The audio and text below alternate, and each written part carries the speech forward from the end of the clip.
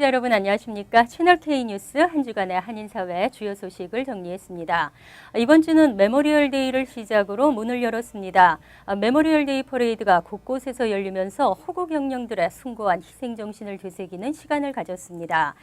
미국인들이 한류에 관심을 보이는 것 같이 한인들도 휴일의 개념을 떠나 주류 문화를 적극 수용하는 모습입니다. 타운마다 행사에 참여하는 한인들의 모습이 부쩍 늘었는데요. 하지만 문화, 역사, 개념의 간극을 줄이려는 일련의 노력에도 불구하고 여전히 좁혀지지 않는 시각이 많습니다. 최근 뉴욕타임즈의 보도에서도 그러하듯이 한인사회 이미지 쇄신이 필요한 것 같습니다. 오늘의 첫 소식입니다. 한인사회를 보는 뉴욕타임즈의 시각이 부담이 되고 있습니다. 그 관심이 부정적인 면만을 들추는 것은 아닌지 우려되고 있는데요. 뉴욕타임즈가 뉴욕 한인회 내분 사태를 또다시 대대적으로 보도했습니다. 뉴욕타임즈는 어제 뉴욕 지역 온라인 탑 뉴스로 뉴욕 한인회 분규 사태 후속 기사를 게재했습니다. 신문은 민승기 회장과 김민선 회장 모두 자신이 뉴욕 한인 회장이라고 밝히고 다른 쪽은 사기꾼이라고 주장하고 있다며 두 회장 모두 이 상황에 불만을 갖고 있다고 보도했습니다. 또 김민선 회장의 후보 자격 박탈부터 민승기 회장 탄핵, 뉴욕 한인회 정상화위원회의 회관 무단 침입, 각종 고소고발건 등을 자세히 설명했습니다. 특히 지난 5월 1일 맨해튼 뉴욕 한인회관에서 벌어진 민승기 회장과 김민선 회장의 뉴욕 한인회 취임식 과정의 소동을 현장 취재하고 상세히 묘사했습니다. 신문은 1960년 설립된 뉴욕 한인회는 뉴욕 한인사회에서 가장 오래된 단체 중 하나로 한때는 한인 이민자들의 통합을 도왔다고 밝혔습니다. 하지만 그 중요도가 점점 쇠퇴하고 있다며 이제는 무급 회장을 선출하는 의례적 기능에 머무르고 있다고 지적했습니다. 박근혜 대통령의 세 번째 미국 방문이 이루어집니다. 박 대통령은 오바마 대통령의 초청으로 오는 6월 14일부터 미국을 방문하게 되며 한미 정상회담을 갖게 됩니다. 박근혜 대통령이 오는 6월 14일부터 미국을 방문합니다.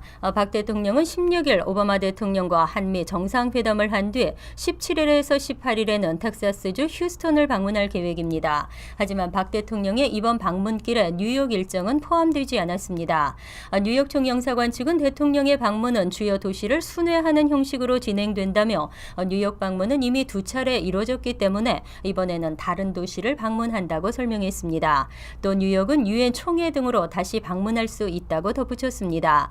한편 박 대통령의 이번 미국 방문은 취임 후 세 번째이고 한미 정상회담을 갖는 것은 이번이 네 번째입니다. 일본인들을 일방적인 피해자로 서술한 6호 이야기가 커네티컷주 초등학교 교재로 아직도 사용되고 있습니다. 뉴욕 한인 학부모 협회는 6호 이야기 퇴출과 함께 뉴욕주 교과서 동해 병기를 위한 서명 운동에 나서기로 했습니다. 최윤희 뉴욕 한인 학부모 협회장은 어제 퀸즈 플로싱 GHS 189 중학교에서 기자회견을 열고 6호 이야기를 교재로 채택하고 있는 커네티컷 해당 초등학교와 학군에 항의 서한을 발송했다고 밝혔습니다.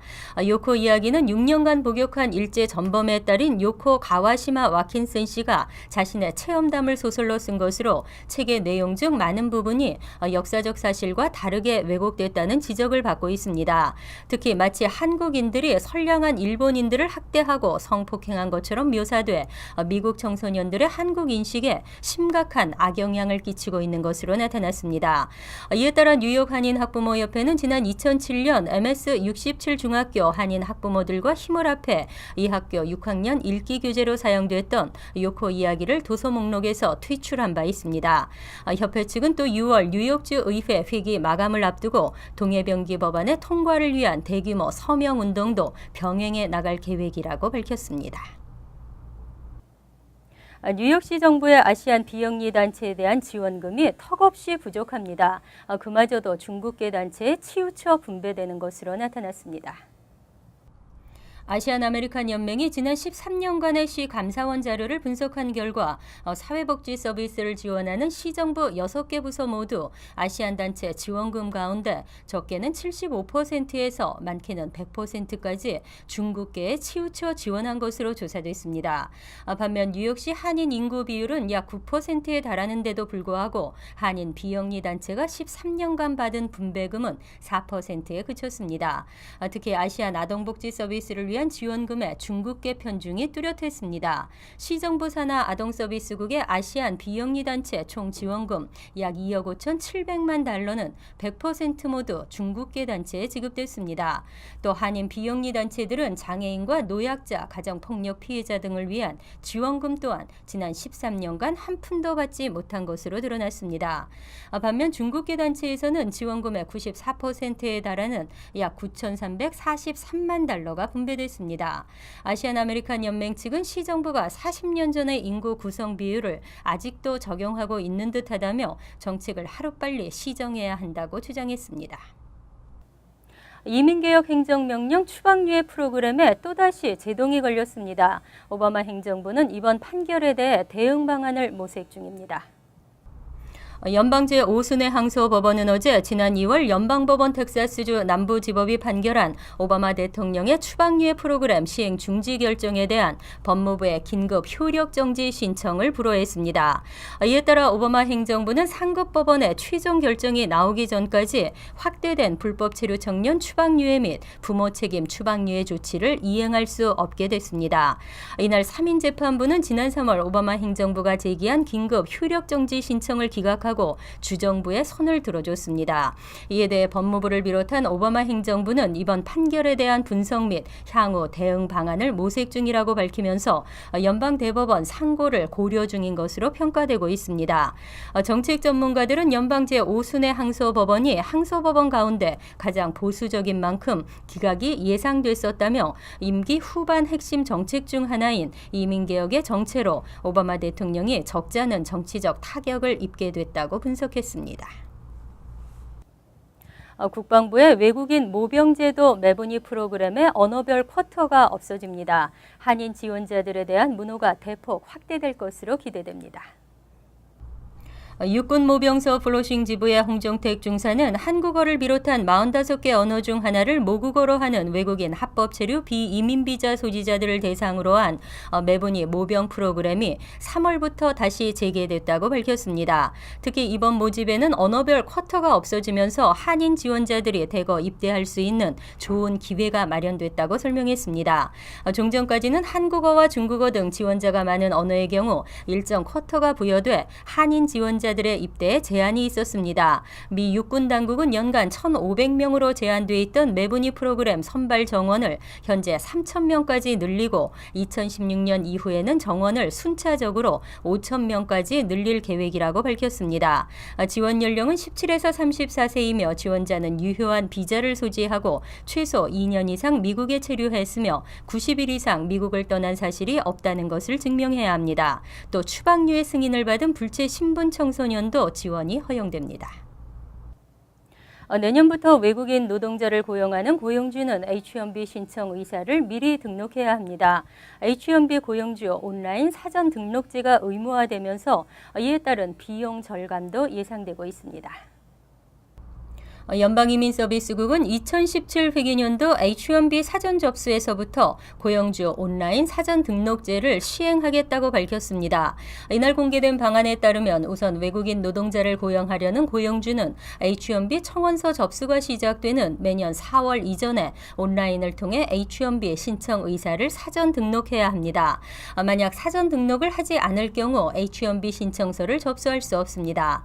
단 고용주 사전 등록은 온라인으로 30분 이내 처리할 수 있는 간단한 양식으로 구성될 것으로 예상되고 있습니다. 이후 사전 등록이 마감되면 당국의 비자 신청이 시작되기 전 H-1B 수요를 파악하고 쿼터 한도 내에서 등록을 마친 고용주들을 무작위로 선정하게 됩니다. 단 쿼터가 조기 마감될 경우에는 추첨을 통해 선별합니다. 이 제도가 정착되면 고용주들의 H-1B 청원서 접수가 간편해지고 연간 2,300만 달러의 비용을 절감할 수 있을 것으로 기대하고 있습니다. 하늘을 찌르는 뉴욕시 고층 아파트들 렌트비도 하늘을 찌르고 있는데요. 세입자들의 부담이 나날이 커지고 있습니다. 하지만 렌트비 폭등에도 아파트 수요는 줄지 않고 있어 경제 전문가들은 렌트 고공행진이 당분간 지속될 것으로 전망했습니다. 박민기 기자가 보도합니다. 뉴욕시의 아파트 렌트 고공행진이 지속됨에 따라 세입자들의 부담이 커지고 있습니다. 부동산 정보회사 진로우가 공개한 동향 보고서에 따르면 전국의 아파트 렌트가 작년 대비 4% 상승한 가운데 뉴욕 메트로 지역의 한 달 평균 렌트는 $2,372로 전국 평균의 1.7배에 달하는 것으로 드러났습니다.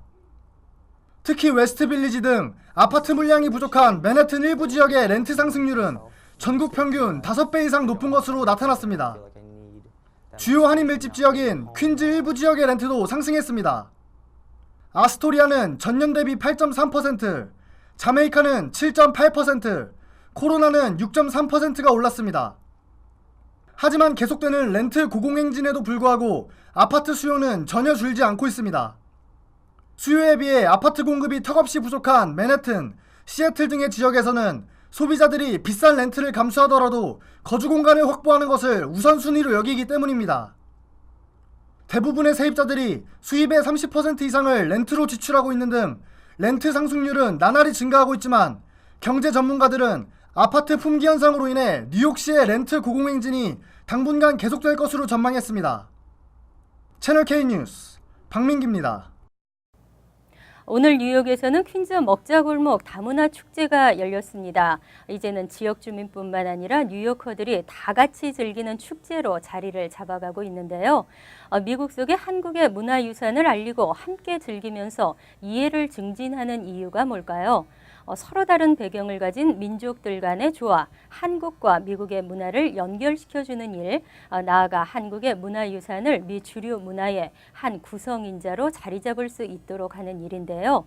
주류 문화가 풍성해지면서 우리 후세들과 그들의 이웃과 친구들인 모든 타인종들도 더욱 풍부하고 윤택한 문화를 누리며 함께 잘 살기를 바랍니다.